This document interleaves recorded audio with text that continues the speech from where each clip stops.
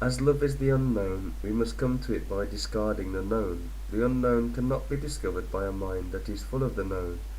To be full of emotion is obviously not love, because a sentimental person can be cruel when his sentiments are not responded to, when his feelings have no outlet. An emotional person can be stirred to hatred, to war, to butchery. When I accumulate resentment, and then deny that resentment, which you call forgiveness, it is not love. Sympathy, forgiveness, the relationship of possessiveness, jealousy, and fear, all these things are not love. They are all of the mind.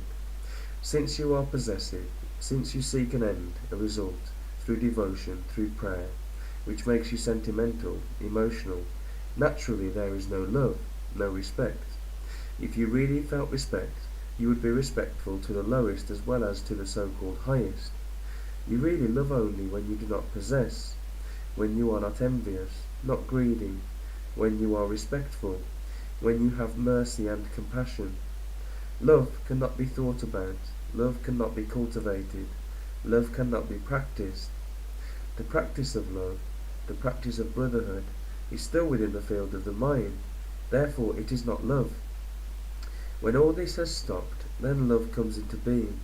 When you love, there is neither one nor many, there is only love. It is only when there is love that all our problems can be solved, and then we shall know its bliss and its happiness. Living is a process of continuity in memory, conscious as well as unconscious, with its various struggles, quarrels, incidents, experiences, and so on. All that is what we call life. In opposition to that is death, which is putting an end to all that. Having created the opposite, which is death, and being afraid of it, we proceed to look for the relationship between life and death.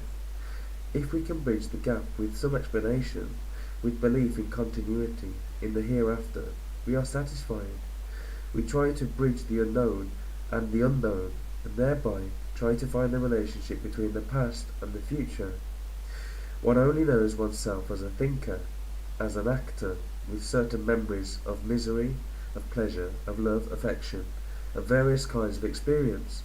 One only knows oneself as being continuous. Otherwise, one would have no recollection of oneself as being something. Now, when that something comes to an end, which we call death, there is fear of the unknown. We do not want to know life, which includes death, but we want to know how to continue and not to come to an end. That which continues has no renewal. There can be nothing new, nothing creative, in that which has continuance. It is this ending that we dread, and we don't see that only in ending can there be renewal, the creative, the unknown, not in carrying over from day to day our experiences, our memories, and misfortunes. It is only when we die each day to all that is old that there can be the new. The man who seeks to find a relationship between life and death, to bridge the continuous with that which he thinks is beyond, is living in a fictitious, unreal world, which is a projection of himself. By giving a name to something, we have merely put it into a category, and we think we have understood it. We don't look at it more closely. If we do not give it a name, however, we are forced to look at it. If you do not give a label to people, you are forced to look at them, and then it is much more difficult to kill somebody. Then you are forced to consider your relationship with it, and with the action following. So, terming or giving a label is a very convenient way of disposing of anything, of denting, condemning, or justifying it. The centre, the core, is the memory of innumerable experiences of pleasure or pain verbalized. Watch it in yourself, please, and you will see that words have become much more important. Labels have become much more important than the substance, and we live on words. We are identified with the label, the house, the form, the name, the furniture, the bank account, our opinions, our stimulants, and so on, and so on. We are all those things being represented by a name. The things have become important, the names, the labels, and therefore the centre, the core, is the word. If there is no word, no label, there is no centre, because you have understood why you give labels to feelings and ideas. You are completely new. But what happens when you do not name? You look at an emotion, at a sensation more directly, and therefore you have quite a different relationship to it, just as you have to a flower when you do not name it. You are forced to look at it anew. When you do not name a group of people, you are compelled to look at each individual face and not treat them all as a mass. Therefore you are much more alert, much more observing, more understanding. You have a deeper sense of pity, love, but if you treat them all as a mass, it is over. The word anger has more significance than the feeling itself. Really, to find out, there must be a gap between the feeling and the naming. That is one part. When the mind is not thinking in terms of words, symbols, images, there is no thinker separate from the thought, which is the word. Then the mind is quiet. When the mind is really quiet, then the feelings which arise can be dealt with immediately. It is only when we give names to the feelings and thereby strengthen them that the feelings have continuity. They are stored up in the centre. When the mind is no longer the centre, as the thinker made up of words of past experiences, which are all memories, labels, stored up and put in categories, the mind is quiet. To follow through all its implications, to experience it, to see how the mind works, and thereby come to that point when you are no longer naming, which means that there is no longer a centre apart from thought.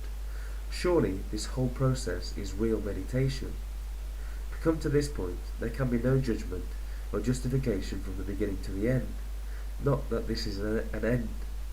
There is no end, because there is something extraordinary still going on.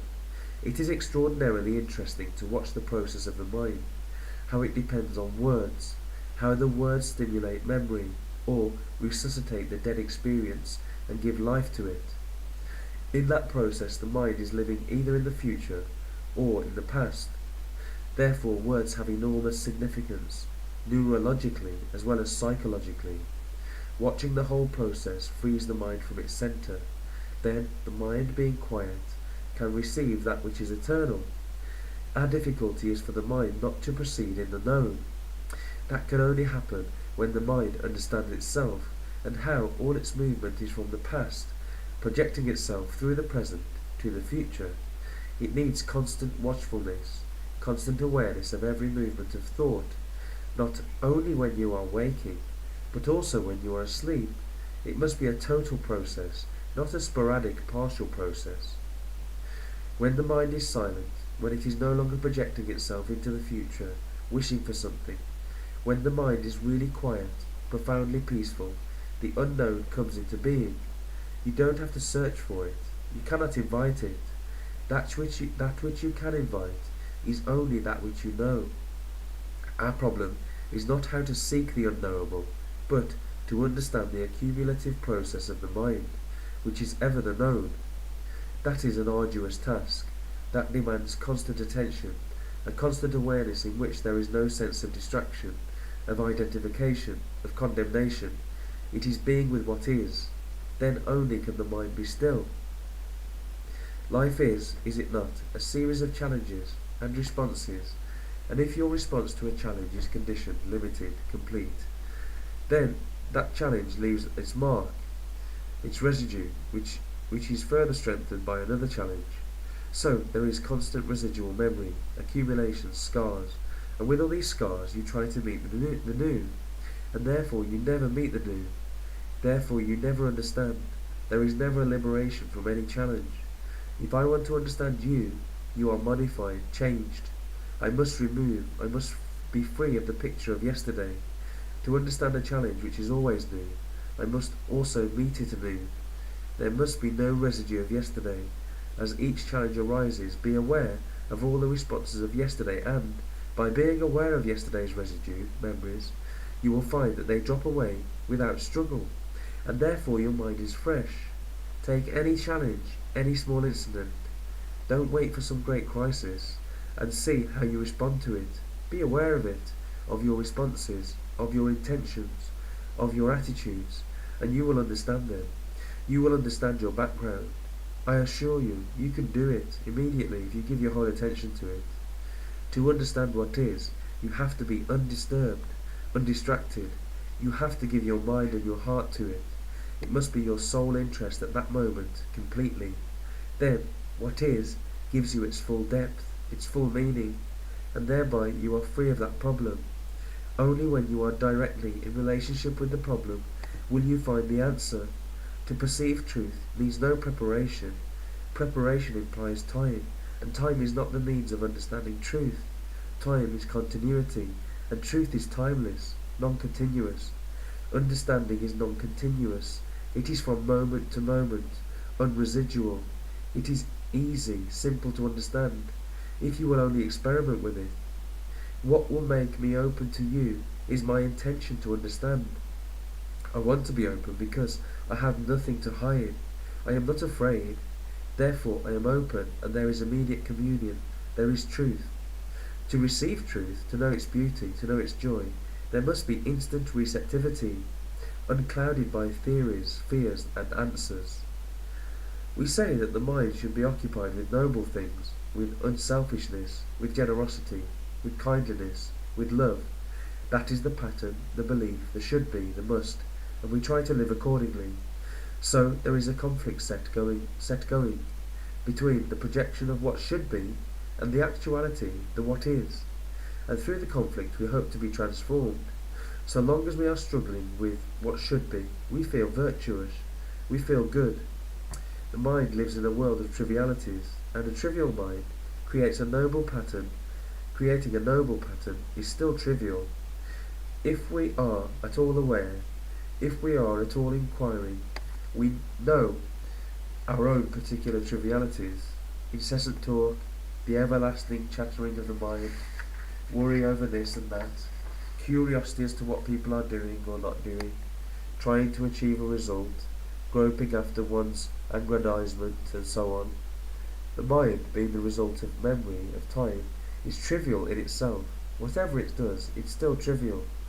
It can speculate about God, it can devise political systems, it can invent beliefs, but it is still within the field of time. Its change is still from memory to memory. It is still bound by its own limitation. When the mind, having seen its trivialities, is fully aware of them, and so becomes really quiet, only then is there a possibility of these trivialities dropping away. In the awareness of the trivialities which it has consciously and unconsciously built, the mind becomes quiet. In that quietness there is a creative state, and this is the factor which brings about transformation.